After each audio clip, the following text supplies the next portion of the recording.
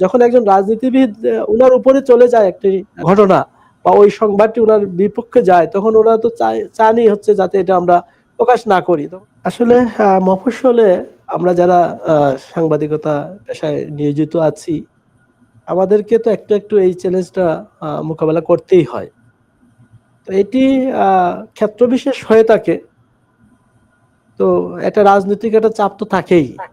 এখন দেখা গেল যে একটা ঘটনা দলীয় নেতা কর্মীদের উপরে যায় কিংবা দলের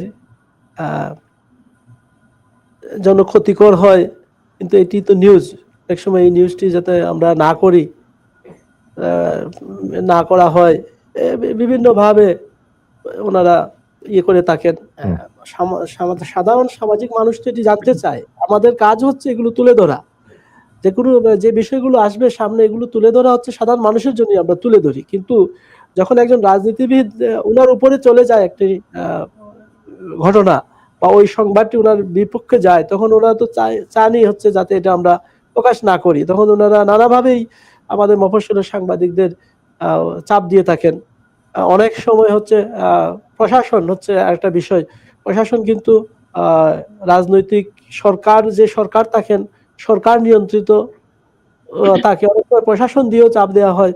নানাভাবেই মফস্বলে আমরা যারা গণমাধ্যম কর্মী আছি, এই চাপটা নিতে হয়। তারপরও এটি চাপ উপেক্ষা করেও আমাদের কিন্তু কাজ করতে হয়, কারণ আমাদের দায়িত্ব হচ্ছে মানুষের জন্য যে বিষয়টা সামনে আসবে সেটা তুলে ধরা।